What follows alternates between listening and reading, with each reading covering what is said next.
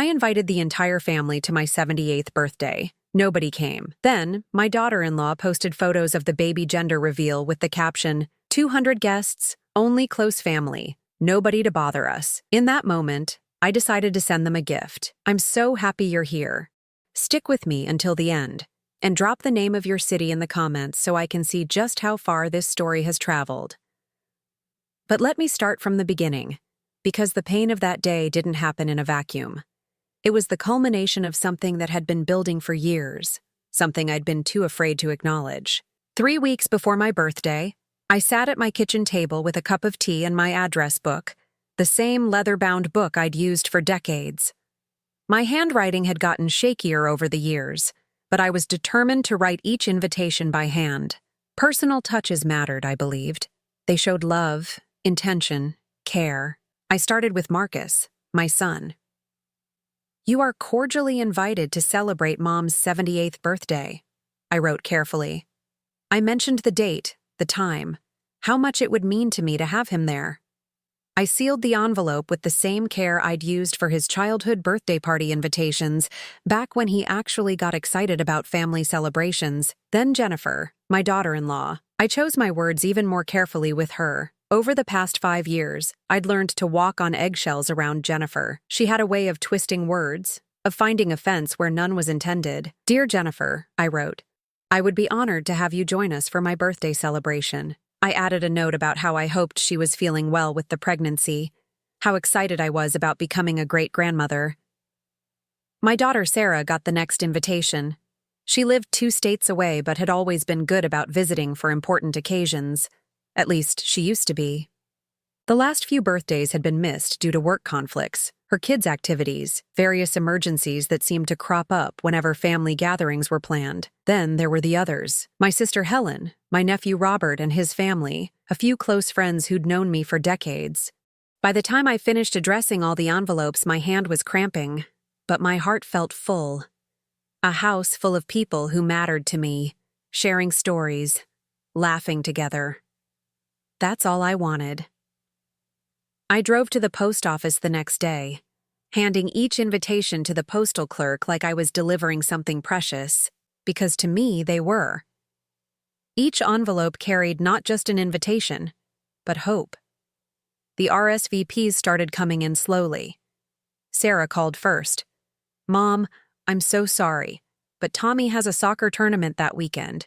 You know how these things are scheduled months in advance. I did know. I'd attended plenty of Tommy's games when he was younger, before the 2-state distance became an excuse for everything. Helen's response came via her daughter. Aunt Helen wasn't feeling well, nothing serious, just thought it best to stay home and rest. My nephew Robert texted me. Work commitment had come up, couldn't get out of it, maybe next time. But Marcus hadn't responded. Neither had Jennifer. I waited, telling myself they were just busy with the pregnancy and preparations. First babies brought so much excitement, so much planning. I remembered when I was pregnant with Marcus, how Harold and I would spend hours talking about cribs and names, and what kind of parents we wanted to be. Harold had been gone for 12 years now, but I still caught myself setting 2-place settings sometimes, still heard his laugh echoing through the house during quiet moments. He would have loved being a great-grandfather. He would have made sure our son remembered what family meant. A week before the party, I called Marcus directly. Hi, sweetheart, I said when he answered, trying to keep my voice light. I just wanted to confirm about Saturday. I know you've been busy with everything. There was a pause. I could hear Jennifer talking in the background, though I couldn't make out the words. Oh, Mom, Marcus said finally, and something in his tone made my stomach tighten. About Saturday, we might not be able to make it. Might not? I repeated. Jennifer's been having some morning sickness issues, and the doctor said she should avoid stressful situations. Stressful situations. My birthday party was a stressful situation. I gripped the phone tighter. I understand she hasn't been feeling well, but it's just family, Marcus. Just a quiet celebration. She could rest on the couch if she needed to. Mom, you know how these things go. Family gatherings can get overwhelming, especially with her condition. Family gatherings. As if my birthday party was some chaotic circus instead of what I'd planned. A simple afternoon with cake and conversation. Marcus, I've sent invitations to everyone 3 weeks ago. I've been planning this, preparing everything. I know, and we appreciate that, but we have to think about the baby now. The baby. Everything had become about the baby since they'd announced the pregnancy 4 months ago. Don't stress Jennifer. Don't upset Jennifer. Think about the baby. As if my presence, my very existence, was somehow harmful to my future great-grandchild. Of course, I heard myself saying. The baby comes first. I understand. But I didn't understand. I didn't understand how wanting to celebrate another year of life with my family had become an imposition. I didn't understand how my son, who used to call me every Sunday without fail, now spoke to me like I was a burden he had to manage. After I hung up, I sat in Harold's old chair and stared at the decorations I'd already started putting up. Streamers in my favorite colors, a banner that read, "Happy 78th birthday" in cheerful letters. The cake I'd ordered from the bakery downtown, decorated with pink roses because Harold always said they matched my cheeks when I smiled. Maybe I was being dramatic. Maybe I was expecting too much. Maybe this was just what happened when families grew and changed. Maybe 78 was too old to care about birthdays anyway. But Saturday morning, I got up early and finished decorating anyway. I arranged the flowers I'd bought, set out the good china, prepared the sandwiches and appetizers I'd planned. I told myself maybe Marcus would change his mind. Maybe Jennifer would feel better. Maybe someone would come. I put on my best dress, the navy blue one with the pearl buttons that Harold had complimented 20 years ago.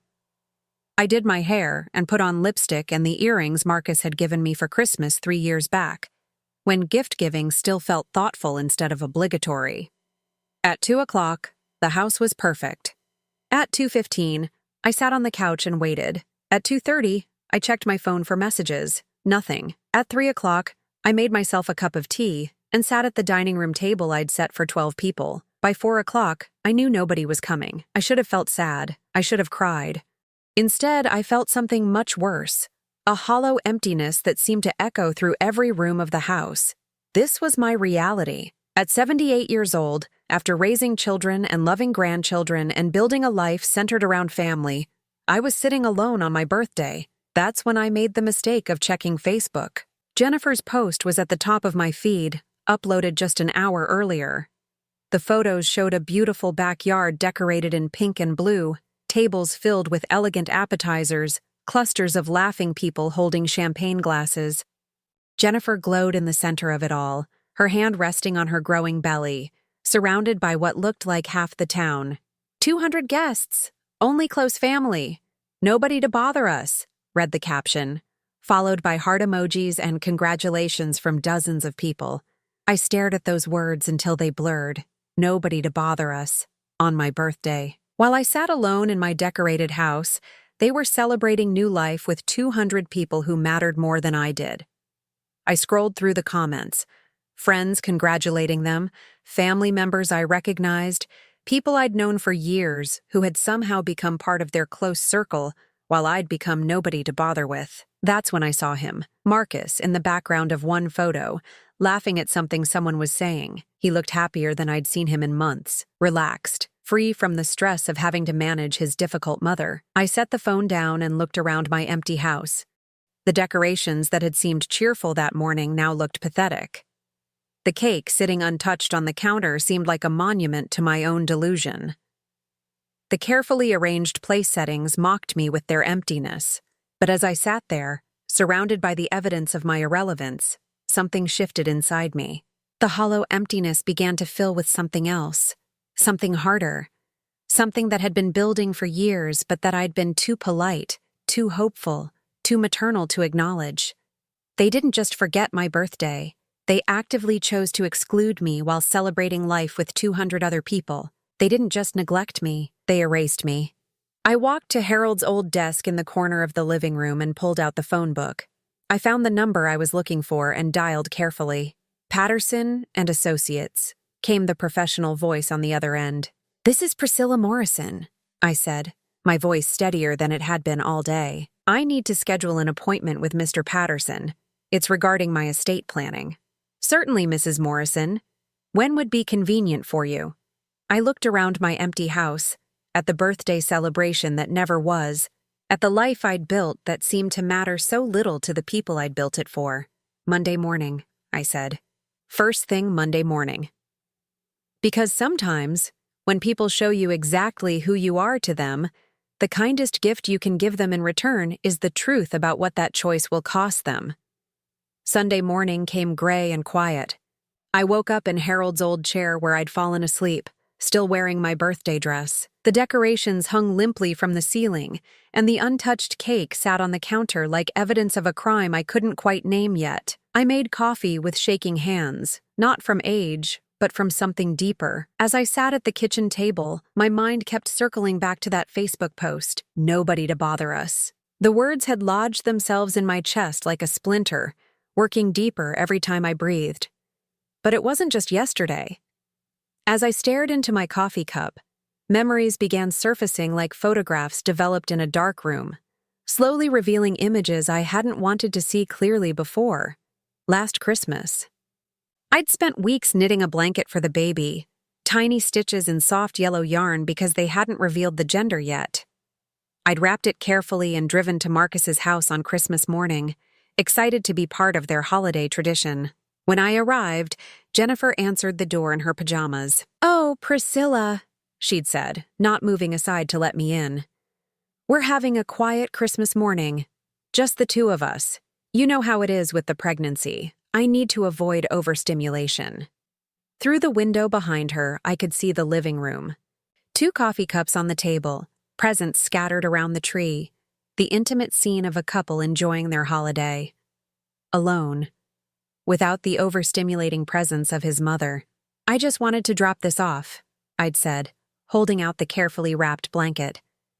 "I can go right back home."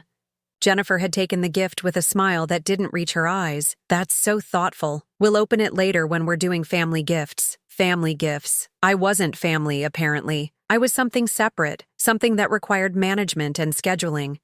I'd driven home that Christmas morning and spent the day watching old movies, telling myself it was natural for young couples to want privacy during the holidays. New traditions, I'd reasoned. That's how families evolved. But there was more.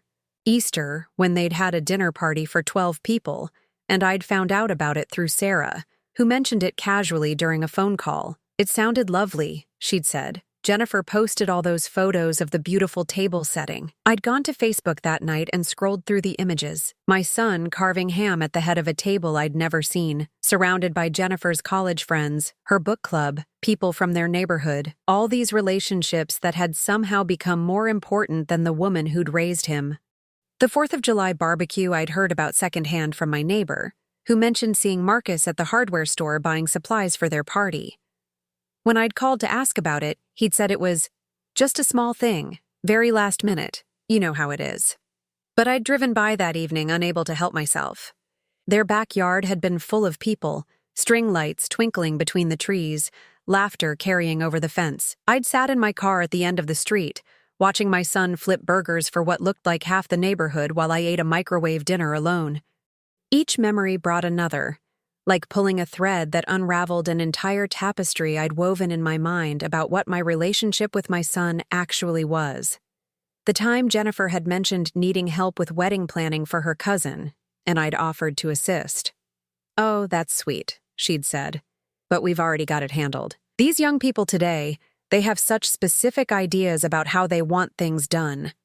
The time Marcus had casually mentioned they were looking at new cars, and I'd suggested we could go shopping together, maybe make a day of it like we used to when he was younger. "Thanks, Mom, but Jennifer's got it all researched online. We're probably just going to go straight to the dealer." The time I'd offered to help paint the nursery, excited to be part of preparing for my first great-grandchild. "We've actually hired someone," Jennifer had said. "Professional painters, you know. We want it done right." Each offer to help, each attempt to be included had been politely deflected, always with an excuse that sounded reasonable on the surface, but carried the same underlying message. "We don't need you. We don't want you. You're not part of this." I'd blamed myself, mostly. I was getting older, maybe more difficult without realizing it. Maybe I was too set in my ways, too eager to be involved. Maybe I needed to give them space to build their own lives. But yesterday had stripped away all those gentle excuses. Yesterday had shown me the truth in stark, unavoidable terms. While I sat alone on my birthday, they were celebrating with 200 people. While I was deemed nobody to bother with, they were surrounded by friends, family, neighbors, acquaintances, anyone except me. The phone rang, startling me from my thoughts. Marcus's name appeared on the caller ID. For a moment, I considered not answering, but curiosity won. "Hi, Mom," he said, his voice carrying that careful tone he'd developed over the past few years. The tone he used when he had to manage me. "How was your birthday?" "How was my birthday?" I stared at the decorations still hanging from my ceiling. "It was quiet," I said. "That's probably good. You deserve to relax on your special day." Relax! As if choosing to spend my birthday alone had been a preference rather than an abandonment. "Marcus," I said slowly, "did you see Jennifer's Facebook post yesterday?" There was a pause. A long one. "What post?" He knew exactly what post. I could hear it in the careful blankness of his voice. "The gender reveal party." Another pause. "Oh, that. Yeah. It was just a small thing that got out of hand. You know how Jennifer is with party planning." "Small thing. 200 people." "It looked lovely," I said. "Yeah, it was nice. Jennifer was happy. The baby's healthy, which is what matters most." The baby again. Everything always came back to the baby, as if my desire to be included in my family's life was somehow a threat to an unborn child. "Marcus," I said, and I could hear something new in my own voice, something that had crystallized overnight. "We need to talk." "Sure, Mom. What about?" "Not over the phone. I think it's time we had an honest conversation about where things stand." "Where things stand?" He sounded genuinely confused, as if the systematic exclusion of his mother from his life was so natural he hadn't even noticed it happening. "I'll call you later in the week to arrange something," I said, "after I've had time to think." "Mom, is everything okay? You sound different." "Different." Yes, I supposed I did sound different, because something fundamental had shifted in the space between my empty birthday party and this phone call. The woman who had spent years making excuses for her family's neglect was gone. In her place was someone who had finally seen the pattern clearly. "I'm fine, Marcus. I'll talk to you soon." After I hung up, I walked through my house, really looking at it for the first time in months. Photos of Marcus covered every surface. His school pictures, graduation photos, wedding pictures with Jennifer, photos of him as a child, when his face would light up every time I walked into a room. When I was the most important person in his world, and he was the center of mine. But there were no recent photos of us together. I couldn't remember the last time someone had taken a picture of Marcus and me. At his wedding, maybe? 3 years ago, when I'd still believed I was an important part of his life. I picked up one photo from his college graduation. I was standing beside him, my arm around his shoulders, both of us beaming at the camera. I remembered that day so clearly. How proud I'd been, how excited for his future, how certain I'd been that no matter what life brought, we'd always have each other. That woman in the photo looked so hopeful, so naive. She had no idea that her son was already beginning to see her as an obligation rather than a blessing. She couldn't have imagined that the daughter-in-law she'd welcomed with open arms would systematically work to erase her from their lives. I set the photo down and walked to Harold's desk. The appointment with Mr. Patterson wasn't until Monday morning, but I could start preparing now. I pulled out a legal pad and began making notes. Not about money or possessions. Those were just details. But about what I'd finally understood. My family had made their choice. They'd chosen their comfort over my inclusion. They'd chosen their new relationships over our history. They'd chosen to see me as a burden rather than a blessing. Now it was time for me to make my choice. And for the first time in years, I was going to choose myself. Monday morning arrived with the kind of crisp autumn air that used to fill me with energy. Today, it felt like a beginning. I dressed carefully in my best navy suit, the one Harold had always said made me look formidable. "I was going to need to be formidable today, Mr. Patterson's office hadn't changed much in the 15 years since Harold and I had first established our wills. Same mahogany furniture, same law books lining the walls, same smell of leather and old paper that suggested serious business was conducted here. "Mrs. Morrison," James Patterson said, rising from behind his desk. He was older now, grayer, but his handshake was still firm and his eyes still sharp. "It's good to see you, though I was surprised by your call. Is everything all right?" I settled into the familiar leather chair across from his desk. "I need to make some changes to my will, James. Significant changes." He pulled out a thick file folder with my name on it. "Of course. What kind of changes are we talking about?" I'd rehearsed this conversation during the sleepless hours of Sunday night, but sitting here now, the words felt heavier than I'd expected. "I want to remove Marcus and Jennifer as beneficiaries." James's pen stopped moving across his notepad. He looked up at me over his reading glasses, the same look he'd given me 15 years ago when I'd insisted on leaving everything to family, despite his gentle suggestions about charitable giving. "That's a substantial change, Priscilla. May I ask what's prompted this decision?" I told him about the birthday party, about the years of exclusion disguised as concern for Jennifer's well-being, about the Facebook post that had finally shown me how little I mattered to the people I'd spent my life loving. James listened without interruption, occasionally making notes. When I finished, he was quiet for a long moment. "I understand you're hurt," he said finally. "Family dynamics can be complicated, especially when new marriages and pregnancies change the established relationships. But these kinds of decisions made in the heat of emotion." "This isn't emotion, James," I interrupted. "This is clarity. For the first time in years, I'm seeing my family situation clearly." He studied me for another moment, then opened my file. "Let's talk about what you want to do instead. Have you thought about alternative beneficiaries?" I had thought about it. All Sunday night, in fact. "I want to establish a trust fund for the baby. The child should have financial security for education, but the parents shouldn't be able to access it until the child turns 25. "That's certainly possible. What about the rest of your estate?" "I need time to research some options. Charities, maybe. Organizations that actually help people instead of excluding them." James nodded, making more notes. "We can draft a preliminary document with the trust for your great-grandchild and leave the remainder in a temporary holding pattern until you decide on final beneficiaries. That gives you time to be certain about these changes." As we worked through the details, I felt something I hadn't experienced in years: control. For so long, I'd let other people's comfort determine my choices. Now, I was making decisions based on my own values, my own sense of what was right. "There's one more thing," I said as we wrapped up. "I want this kept completely confidential until after the baby is born. I don't want this to be seen as manipulating their pregnancy experience." Of course, client confidentiality is absolute. I left the law office feeling lighter than I had in months, but also strangely empty.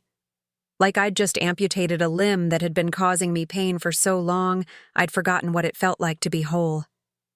That afternoon, I did something I hadn't done in years. I called my old friend Dorothy, who'd moved to Florida after her husband died. We'd fallen out of touch when I'd become so focused on trying to maintain my relationship with Marcus and Jennifer. "Priscilla!" Dorothy's voice was warm with surprise. What a wonderful surprise. "How are you, honey?" We talked for 2 hours, about her grandchildren who visited every month, about the book club she'd joined, about the volunteer work she was doing at a local hospital. Her life sounded full, meaningful, connected to people who valued her presence. "What about you?" she asked. "How are Marcus and that wife of his? When's the baby due?" I found myself telling her the truth. Not the sanitized version I usually gave people, but the real story of isolation and exclusion. Dorothy listened with the kind of attention I'd forgotten people could give. "Oh, sweetheart," she said when I finished. "I'm so sorry. But you know what? Sometimes families need to earn their place in our lives, blood relation or not." After we hung up, I realized how long it had been since anyone had asked about my well-being without immediately redirecting the conversation to more important topics like Jennifer's morning sickness or Marcus's work stress. That evening, I decided to do more research. If I was going to see my situation clearly, I needed all the information available. I opened my laptop and went to Facebook, something I rarely did anymore except to see photos of my family's life that I wasn't part of. But tonight I wasn't looking for current posts. I was looking for patterns. I scrolled back through months of Jennifer's posts. Birthday parties for her friends, dinner parties at their house, holiday celebrations, beach trips, weekend getaways, a steady stream of social activities, all photographed and shared with careful captions about wonderful friends and chosen family and perfect evenings. I wasn't in any of them. Not one. I found photos from Marcus's last birthday party. 8 months ago, a surprise party Jennifer had organized at their house. 30 people, according to the comments. Colleagues from his work, friends from college, neighbors, Jennifer's book club. A beautifully decorated backyard, a custom cake, Marcus looking genuinely delighted by the celebration. I hadn't even known about it until I'd called him the next day to wish him happy birthday, and he'd mentioned that Jennifer had thrown him a little party with a few friends. I kept scrolling. Mother's Day from 2 years ago. Jennifer had posted a photo of flowers and a card with the caption, "From my wonderful husband, celebrating me as the mother of his future children." Below it, dozens of comments from friends congratulating her, talking about what a thoughtful husband Marcus was. No mention of his actual mother. No photo of flowers from him to me. In fact, I couldn't remember receiving flowers from Marcus for Mother's Day in years. When had that stopped? When had I stopped being worthy of acknowledgement as a mother on the day specifically designed to honor mothers? I found the photos from their last anniversary dinner. A fancy restaurant, wine, romantic lighting. 2 years of perfect marriage with my soulmate, the caption read. The comments were full of heart emojis and congratulations on their happiness. I remembered that night. I'd called Marcus that morning to wish them a happy anniversary, and he'd mentioned they were going out to dinner. I'd offered to babysit if they ever needed it for future date nights, and he'd said, "Thanks, Mom, we'll keep that in mind," in the tone people use when they're acknowledging an offer they'll never accept. But it was the Christmas photos that really drove the point home. Last Christmas, the one where Jennifer had been too overstimulated to let me inside on Christmas morning, had actually been followed by a large gathering that same evening. 15 people around their dinner table, everyone dressed up, multiple courses, wine glasses, the works. The caption read, "Christmas dinner with our chosen family. So grateful for the people who make life beautiful." Chosen family, people who make life beautiful. While his actual mother had spent Christmas alone, eating a frozen dinner and watching old movies. I closed the laptop and sat back in Harold's chair, finally understanding something that had been nagging at me for months. This wasn't about Jennifer's pregnancy sensitivities or their need for space as a young couple. This was about a deliberate construction of a life that didn't include me. They hadn't gradually drifted away from me. They had actively built a social world where I didn't exist, then convinced themselves that my absence was natural, even necessary. They had rewritten the story of our family to cast me as the outsider, the burden, the person who needed to be managed rather than included. The next morning, I called Sarah. My daughter had been distant lately, but I'd assumed it was just the usual struggles of raising teenagers 2 states away. Now I wondered if there was more to it. "Mom," she said when she answered, and I caught the slightly wary tone that had become familiar in my children's voices. "How are you?" "I'm fine, sweetheart. I was wondering if you could tell me something honestly. Have Marcus or Jennifer said anything to you about me? About my behavior or problems they've been having with me?" There was a long pause. Too long. "Mom, why would you ask that?" "Because I'm starting to realize there are conversations happening about me that I'm not part of, and I need to know what's being said." Another pause. Then, in a rush, "Jennifer mentioned that you've been calling a lot lately, that you seem lonely and maybe a little too dependent on them for social interaction. She's worried about you, but also worried about setting healthy boundaries with the baby coming." My chest tightened. "When did she tell you this?" "A few months ago. She said they were trying to help you develop other friendships, other interests, That's why they were encouraging you to join that senior center. Remember? I remembered. Jennifer had mentioned the senior center several times, always framing it as concern for my social well-being. But now I understood what it really was. It was a way to redirect my attention away from them, to make my loneliness someone else's problem. Sarah, did it ever occur to you that maybe I call Marcus because he's my son and I love him, not because I'm pathologically dependent? Mom. She sounded uncomfortable now. I think everyone just wants what's best for you. Everyone. My own daughter had been discussing my mental state and social needs with my daughter-in-law, and they'd all agreed that the problem was me. Too needy. Too lonely. Too much. After I hung up, I sat in my kitchen staring at the phone. The picture was becoming devastatingly clear. Jennifer hadn't just excluded me from their social life. She'd created a narrative about me that justified that exclusion. And worse, she'd convinced my own children that this narrative was true. I wasn't just losing my place in my family. I was being erased from it, one conversation at a time. And the people I loved most in the world were helping it happen. The revelation about Sarah's conversation with Jennifer left me sleepless for 3 nights. I kept replaying her words. Jennifer mentioned that you've been calling a lot lately, as if my weekly calls to my own son were evidence of some psychological deficiency rather than normal maternal affection. By Thursday, I'd made a decision. I needed to know exactly how deep this narrative went, and who else had been convinced that I was the problem in this family dynamic. I started with my sister Helen. We'd always been close, though we'd seen less of each other since Harold died. I called her under the pretense of checking on her health after she'd missed my birthday. "Oh, Priscilla," she said, her voice carrying that careful tone I was starting to recognize. "I'm feeling much better. Marcus called to check on me, actually. Such a thoughtful boy." Marcus had called her. My son had called my sister to check on her health, but hadn't bothered to show up for my birthday. "That was nice of him," I said carefully. "He mentioned he was worried about you, though. Said you seemed to be having a hard time adjusting to their new life stage. He asked if I thought you might benefit from some professional help, maybe counseling to deal with the transition to becoming a great-grandmother." My hands tightened on the phone. Professional help. Marcus was discussing my mental health with my sister, suggesting I needed therapy because I wanted to be part of my family's life. "What did you tell him?" I asked. "Well," I said, "transitions can be difficult for everyone, but that you've always been resilient, though I did mention that you've seemed a bit more focused on them lately, maybe a little too invested in their decisions. Too invested in my own son's life, in my first great-grandchild. The people I'd dedicated my entire adult life to loving and supporting." After I hung up, I called my nephew Robert. Same story, different details. Jennifer had reached out to him months ago, expressing concern about my emotional well-being and asking if family members had noticed any changes in my behavior.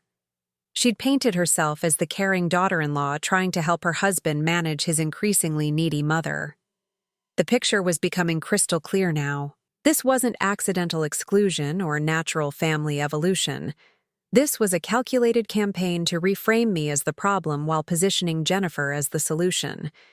She'd systematically contacted my family members, planting seeds of concern about my mental state and dependency. She'd created a narrative where my desire for inclusion became evidence of instability, and my normal expressions of love became symptoms of unhealthy attachment. And it had worked.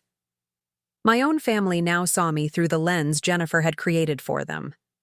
Every phone call, every invitation, every attempt to be part of their lives was interpreted as further proof that I was too needy, too dependent, too much to handle during this delicate time. That Friday afternoon, I drove to the library and spent 3 hours researching something I'd never thought I'd need to understand: emotional manipulation and family alienation. The books described patterns I recognized immediately: the gradual isolation, the reframing of normal behavior as problematic, the recruitment of others to validate the new narrative. It was textbook psychological manipulation, and I'd been living in the middle of it for 2 years without recognizing what was happening. But now I knew, and now I could plan accordingly. I called Mr. Patterson and scheduled another appointment. This time, I had specific instructions about how I wanted my estate structured. I want the trust for my great-grandchild to be substantial, I told him when we met the following Monday, enough to ensure a complete college education and a solid start in adult life. But I want specific conditions attached. James took notes as I outlined my requirements. The child would receive the first distribution at age 18 for college expenses, but only if they personally contacted me or my designated representative to request the funds. No parental intermediaries allowed. The second distribution would come at age 25, again requiring direct contact and a personal meeting if I was still alive. I want the child to know that this money came from their great-grandmother who loved them before they were born, I explained. But I also want them to understand why their parents couldn't access these funds. What about the rest of your estate? James asked. I'd spent the weekend researching charitable organizations, particularly those focused on elderly care and family support services. I want to establish a foundation, I said. Something that helps elderly people who've been isolated or abandoned by their families. There are more of us than people realize, James nodded approvingly. That's a meaningful legacy, Priscilla. Though I have to ask, are you certain about excluding Marcus entirely? Sometimes family relationships can be repaired. I thought about that question for a long time.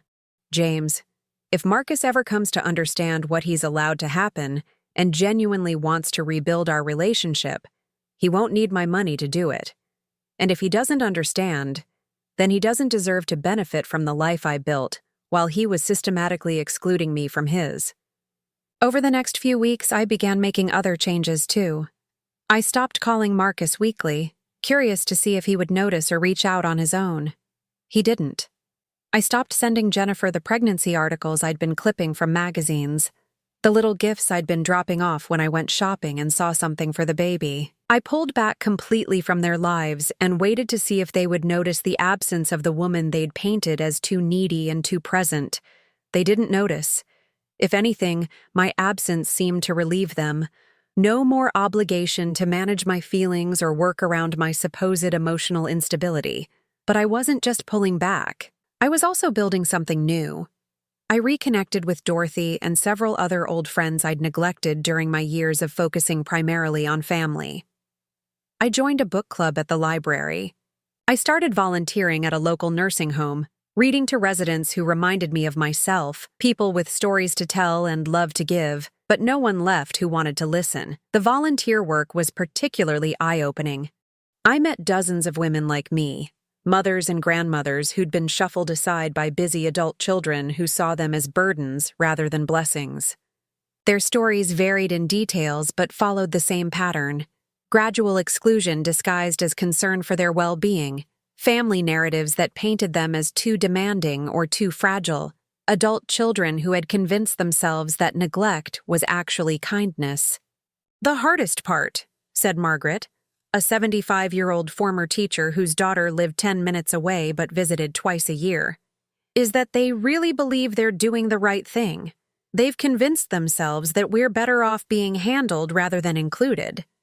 That phrase stuck with me. Handled rather than included. That's exactly what had been happening to me for the past 2 years. 6 weeks after my birthday, Jennifer posted an announcement on Facebook.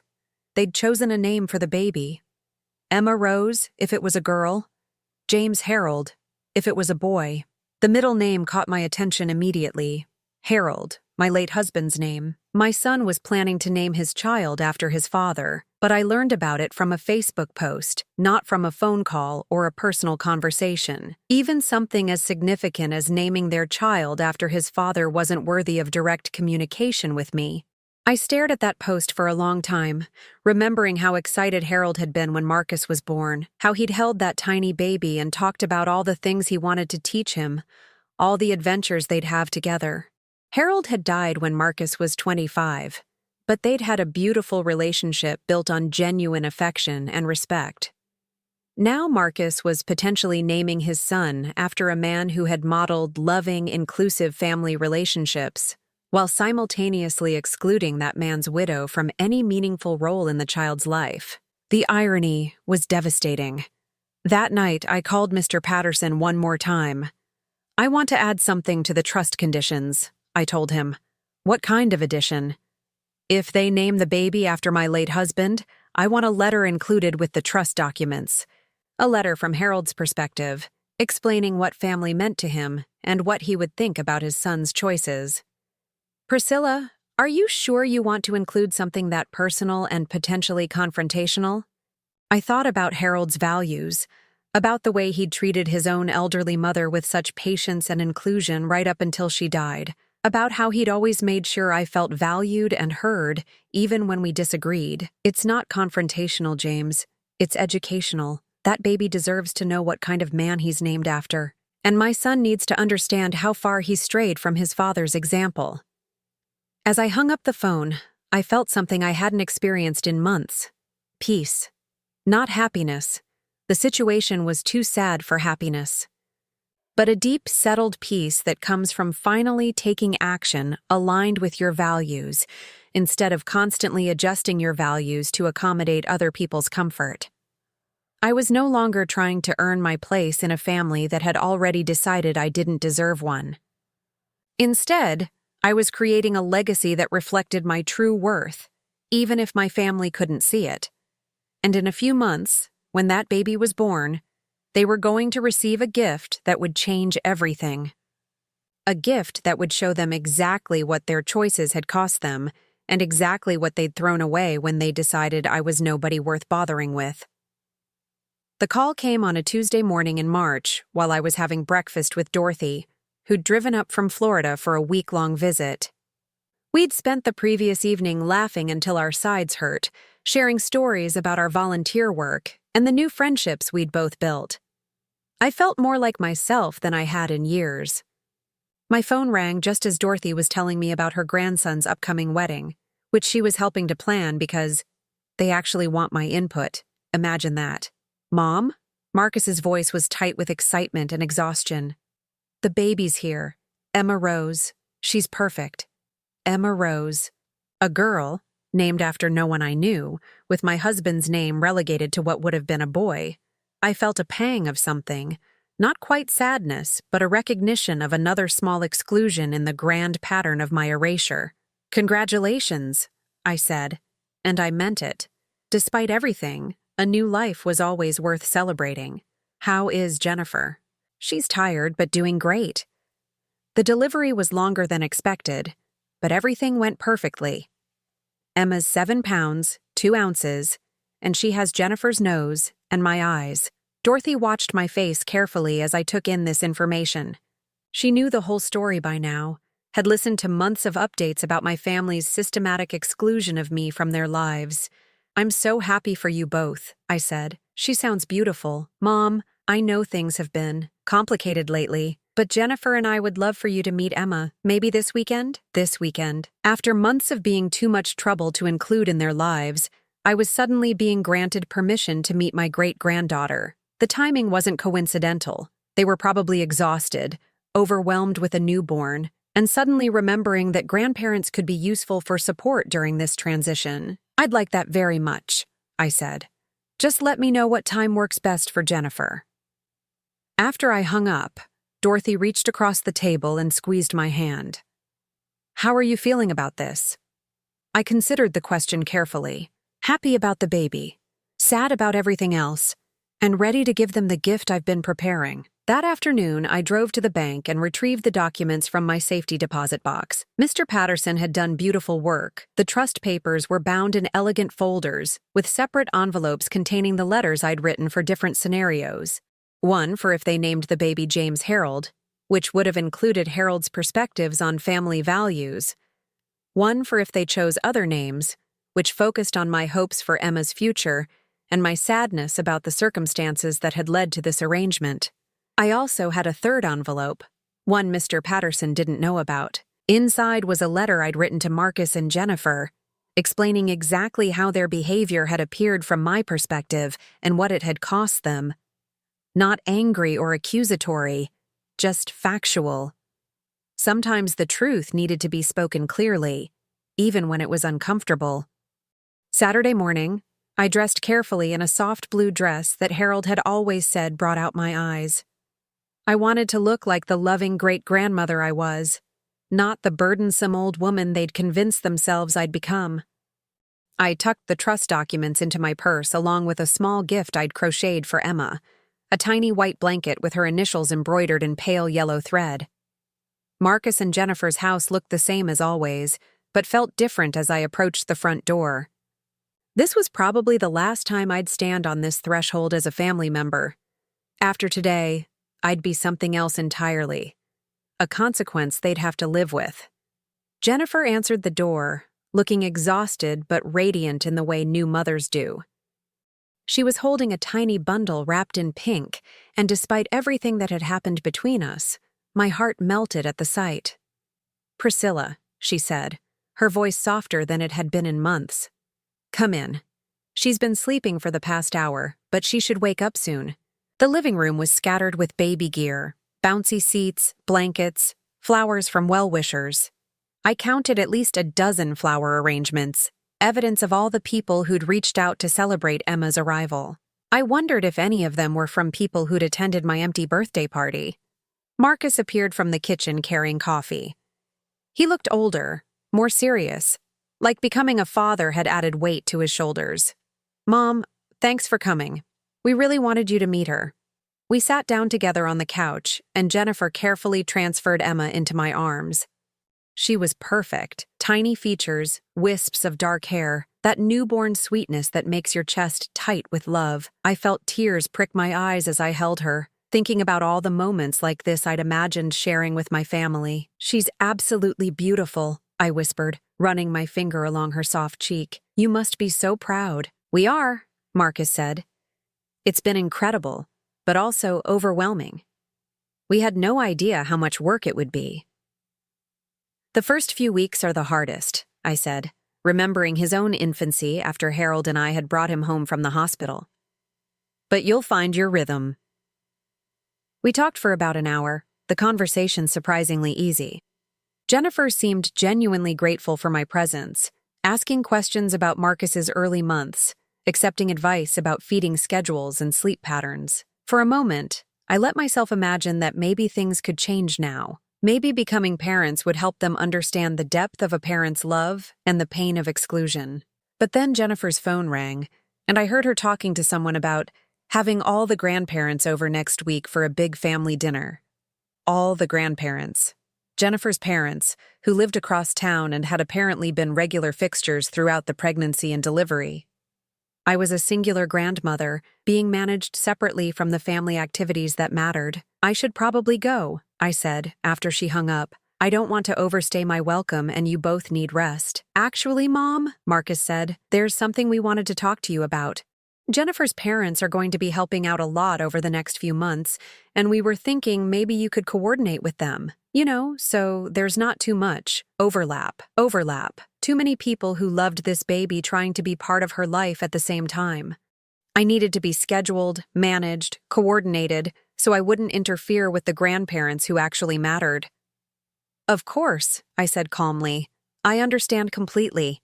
I handed Emma back to Jennifer and reached into my purse. "Before I go, I have something for you. For Emma, actually." I pulled out the small crocheted blanket first. "This is just something little I made for her." Jennifer accepted it with appropriate appreciation, though I could see her mentally categorizing it as the kind of homemade gift that would get tucked away in a closet. Then I pulled out the trust documents. "And this is something more substantial." Marcus looked puzzled as I handed him the elegant folder. "What is it?" "A trust fund for Emma's education and future. It's quite substantial, enough to pay for any college she wants to attend and give her a solid financial start in adult life." Both of their faces lit up with surprise and gratitude. "Mom, that's incredibly generous," Marcus said. "You didn't have to do that." "I wanted to," I said simply. "Every child deserves security and opportunities." Jennifer was already opening the folder, scanning the first page of legal documents.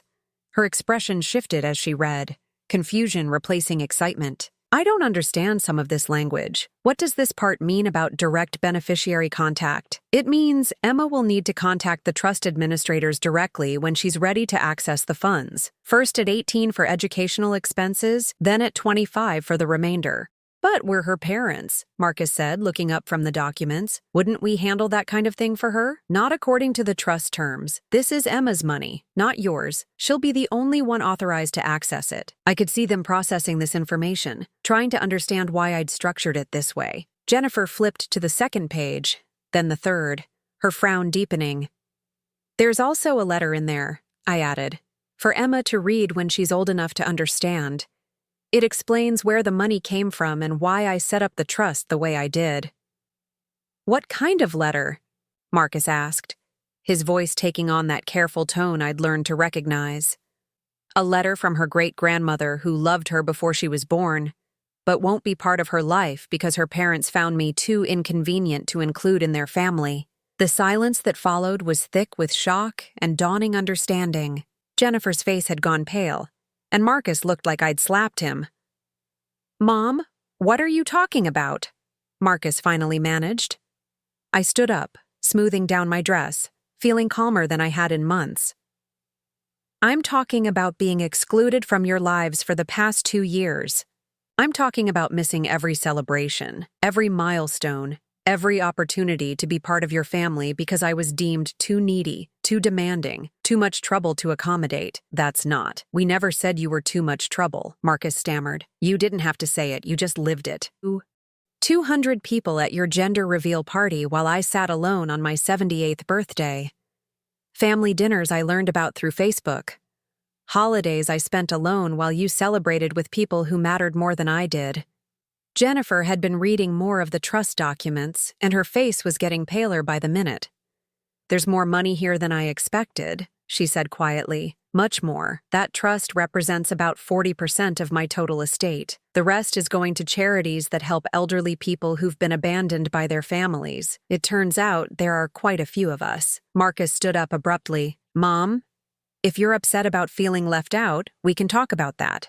We can fix this. But changing your will, setting up trusts behind our backs." "I'm not changing my will behind your backs," I said calmly. "I'm changing it in front of your faces. Right now. This is me telling you exactly what your choices have cost you." The room fell silent, except for Emma's soft breathing. She slept peacefully through this conversation that was reshaping her entire future, unaware that her great-grandmother was ensuring she'd have opportunities her parents would never be able to provide. "This is emotional blackmail," Jennifer said finally, her voice tight with anger. I looked at her directly for the first time in the conversation. "No, Jennifer. Emotional blackmail is what you've been doing to me for 2 years, convincing my family that I'm mentally unstable because I want to be included in my son's life, painting me as needy and demanding when all I've ever done is love you both unconditionally. This isn't blackmail. This is consequences." I picked up my purse and walked toward the door. Marcus followed me, his face stricken. "Mom, please, don't leave like this. We can work this out." I turned back to look at him one last time, this son I'd raised and loved and sacrificed for, who had somehow learned to see my love as a burden instead of a gift. "Marcus, you're going to be an excellent father, but you've forgotten how to be a good son. Maybe someday Emma will teach you the difference." I walked out of their house and drove home through streets that seemed brighter somehow, like someone had turned up the contrast on the whole world. Behind me, I'd left a family grappling with the reality that actions have consequences, and that the elderly woman they'd dismissed as inconsequential had just ensured their daughter's future while making their own significantly more complicated. It wasn't revenge, it was justice, and for the first time in 2 years, I felt like myself again. 6 months later, I was sitting on my back porch watching the sunset when Dorothy called from Florida. She'd become my closest confidant through this entire transformation, and our weekly calls had become the highlight of my week. "How are you holding up?" she asked, her voice warm with genuine concern.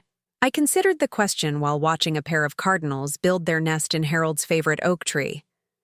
"I'm more at peace than I've been in years," I said, and realized I truly meant it. The months following Emma's birth had been difficult in ways I'd expected and liberating in ways I hadn't. Marcus had called 17 times in the first week after I'd delivered the trust documents. His messages had evolved from angry to pleading, to confused, to hurt, cycling through every emotion except understanding. Jennifer had tried a different approach. She'd shown up at my door 3 weeks later with Emma in her carrier, clearly hoping that seeing the baby would soften my resolve. We'd sat in my living room for an hour, Emma sleeping peacefully between us, while Jennifer explained how much they appreciated my generosity but wished I'd consulted them about the trust structure. "It feels like you don't trust us to make good decisions for our daughter," she'd said, her voice carrying that practiced tone of reasonable concern I'd learned to recognize. "Jennifer," I'd replied calmly, "for 2 years, you've systematically excluded me from every important moment in your lives. You've convinced my family that I'm mentally unstable for wanting to be part of my son's life. You've treated my love as an inconvenience and my presence as a burden. Now you want me to trust you with decisions about my money?" She'd left 20 minutes later, and I hadn't seen them since. Sarah had called too, her voice tight with confusion and something that might have been accusation. "Mom, Marcus told me what you did with your will. He's devastated. He says you're punishing them for normal boundary setting." "Normal boundary setting," I'd repeated. "Is that what he calls it when a mother isn't invited to her son's celebrations but 200 other people are?" The conversation had been painful, but clarifying. Sarah still couldn't see past the narrative Jennifer had created about my emotional instability. In her mind, I was an elderly woman having an overreaction to reasonable family dynamics. She couldn't understand that what looked like boundary setting from the inside looked like systematic exclusion from the outside. But not everyone had bought into Jennifer's version of events. My nephew Robert had called a month after Emma's birth, his voice careful but kind. "Aunt Priscilla, I've been thinking about our conversation a few months back, about Marcus asking if I thought you needed professional help. I realize now how that must have sounded to you. It sounded like my family was discussing my mental health behind my back instead of including me in their lives," I'd said. "Yeah, I can see that now. And I want you to know, I never really believed there was anything wrong with you. You've always seemed pretty sharp to me. I think maybe some people just got caught up in, I don't know, protecting Jennifer or something." That conversation had meant more to me than Robert probably realized. It was the first acknowledgement from anyone in my family that maybe, just maybe, I hadn't been the problem after all. The volunteer work at the nursing home had become my anchor during those difficult months. Every week, I met with residents who'd been shuffled aside by busy adult children, and I heard my own story reflected in dozens of variations. But I also met their families sometimes, and I began to understand something important. Most of the adult children weren't malicious. They were overwhelmed, focused on their own immediate families, caught up in the daily pressures of careers and mortgages and raising children. They'd convinced themselves that their parents were better off being cared for rather than included, that professional care was more important than emotional connection. They weren't evil. They were just wrong. And sometimes, like with Marcus and Jennifer, they'd built entire narratives to justify choices that were more about their convenience than their parents' well-being. Understanding this had helped ease some of the anger I'd carried. I was still sad about losing my place in my family, but I was no longer consumed by rage about their choices. They'd made decisions that felt right to them at the time. Now they'd have to live with the consequences. "Have you heard anything about how they're doing?" Dorothy asked, pulling me back to the present conversation. "A little," I said. "Helen mentioned that Marcus is struggling with the reality of new parenthood. Apparently, Jennifer's parents have been less helpful than expected, too busy with their own lives to provide the constant support Marcus thought they'd offer. I'd heard through family channels that Jennifer's mother had gone back to work full-time after a brief maternity leave visit, and her father was dealing with his own health issues. The grandparents who were supposed to be so much more present than me had turned out to have their own limitations and priorities. And Jennifer's been asking other family members if they think you might be willing to reconcile," I continued. "But only on their terms, of course. She wants me to acknowledge that I overreacted and apologize for setting up Emma's trust without consulting them." "Are you tempted?" Dorothy asked. "Dorothy, I thought about Emma. About the granddaughter I'd held once and might never hold again. The loss of that relationship was the hardest part of all this, but I also thought about the woman I'd become over the past months, stronger, clearer about my own worth, surrounded by people who valued my presence instead of merely tolerating it. "No," I said finally. "I miss Emma terribly, but I won't go back to being treated like a burden who should be grateful for scraps of attention. If they ever genuinely understand what they did wrong and want to build a real relationship based on mutual respect, I'm open to that conversation. But I won't apologize for refusing to accept crumbs when I deserved a place at the table." The sun was setting now, painting the sky in shades of pink and gold that reminded me of the evening Harold had died in our bedroom upstairs. He'd been unconscious by then, but I'd held his hand and told him about my day, about Marcus's visit earlier that week, about the roses blooming in our garden. "I think you'd be proud of me," I whispered to him sometimes during these quiet evening moments. "I finally learned to value myself the way you always did." My new life had unexpected richness. The book club at the library had introduced me to novels I never would have chosen on my own. The nursing home visits had connected me with fascinating people. A former opera singer who regaled us with stories from her touring days, a retired professor who was writing a memoir about teaching during the civil rights era, a grandmother who was crocheting blankets for every great-grandchild she'd never been allowed to meet. I'd also reconnected with college friends I hadn't spoken to in decades. Technology, which had once seemed intimidating, had become a bridge to relationships that had been dormant for years. My social calendar was fuller now than it had been when I was desperately trying to maintain my place in Marcus's life. "You know what's funny?" I told Dorothy. "I spent 2 years feeling lonely and excluded, thinking something was wrong with me because my family didn't seem to want me around. Now I realize I wasn't lonely because I was deficient. I was lonely because I was surrounding myself with people who didn't value me.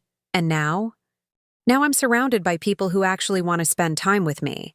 Not because they need something from me, not because they're obligated to include me, but because they enjoy my company. It's revolutionary." 3 weeks later, I got a call from Mr. Patterson's office. Emma had reached 6 months old, which triggered a provision in the trust that required an annual update to the beneficiary file. This included a current photo and a brief report on her development, information that would be archived for Emma to review someday when she was old enough to understand her inheritance. "The trust administrators will need to collect this information directly from the parents," Mr. Patterson's assistant explained. "They'll need to arrange a meeting to complete the documentation." I smiled, thinking about Marcus and Jennifer having to sit across from legal professionals and explain why the trust beneficiary's great-grandmother wasn't part of the family meetings. They'd have to confront, at least annually, the reality that their choices had consequences that extended far beyond their immediate comfort. That evening, I was writing in the journal I'd started keeping when Margaret from the nursing home called. She was the 75-year-old former teacher whose daughter visited twice a year, despite living 10 minutes away. "Priscilla," she said, her voice excited. "You'll never guess what happened. My granddaughter called me today. She's 18 now, starting college next month, and she wanted to have lunch with me to talk about family history for a project she's doing." "That's wonderful, Margaret." But here's the thing. During our conversation, she asked me why she sees me so rarely. She said she'd always wondered but never asked, so I told her the truth. About her mother's claims that I was too frail for regular visits, too set in my ways to understand modern parenting, too much work to include in family activities. I held my breath, hoping this story had a happier ending than most of the ones I'd heard at the nursing home. And you know what she said? She said that sounded like complete nonsense to her.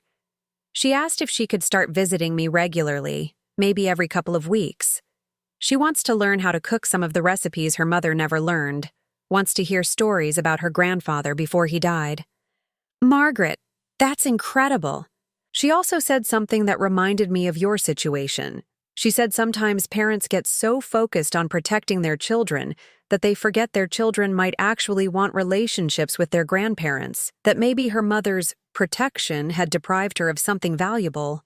After we hung up, I thought about Emma, now 6 months old, growing up in a house where her great-grandmother was spoken of as someone who'd been unreasonable and difficult. But someday, when Emma read the letter I'd left for her in the trust documents, she'd get to hear my version of events too. She'd understand that she'd had a great-grandmother who loved her enough to ensure her future even when her parents couldn't see past their own comfort. Maybe she'd want to know more about the woman who'd provided for her education. Maybe she'd be curious about the great-grandfather she was indirectly named after, and the love story that had shaped the family she'd been born into.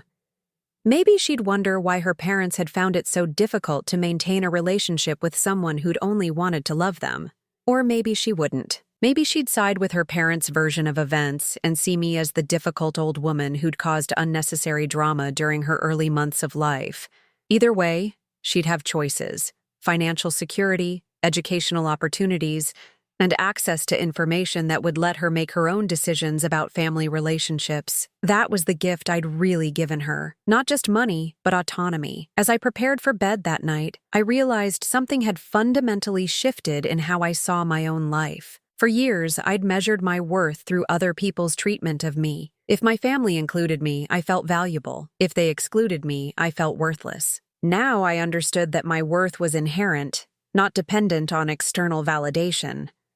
I was valuable because I chose to be generous, kind, and loving, not because other people recognized those qualities in me. The house was quiet as I turned off the lights, but it wasn't the desperate quiet of loneliness I'd lived with for so long. It was the peaceful quiet of contentment. Tomorrow I'd have lunch with Dorothy's daughter, who was visiting from California and had asked specifically to meet me. Tomorrow evening, I'd attend a concert with my book club friends. This weekend, I'd help Margaret prepare for her granddaughter's first cooking lesson. My life was full in ways I'd never imagined when I was fighting so hard to maintain my place in a family that didn't want me there. I'd lost my son and daughter-in-law, maybe permanently, but I'd found myself. And in 18 years, when Emma opened that trust fund and read my letter, she'd learn about a great-grandmother who'd loved her enough to choose dignity over desperation, who'd built a legacy based on principles instead of placating, and who'd discovered that sometimes the most loving thing you can do is refuse to accept less than you deserve. That knowledge would be waiting for her, along with the financial security to make her own choices about what kind of family relationships she wanted to build. It was the best gift I could give her. The gift of knowing that love doesn't require you to make yourself small, and that true family isn't about blood relations, it's about people who choose to value each other genuinely. I'd finally learned that lesson myself, and I'd never been more at peace. Now, I'm curious about you who listen to my story. What would you do if you were in my place? Have you ever been through something similar? Comment below. And meanwhile, I'm leaving on the final screen 2 other stories that are channel favorites, and they will definitely surprise you. Thank you for watching until here.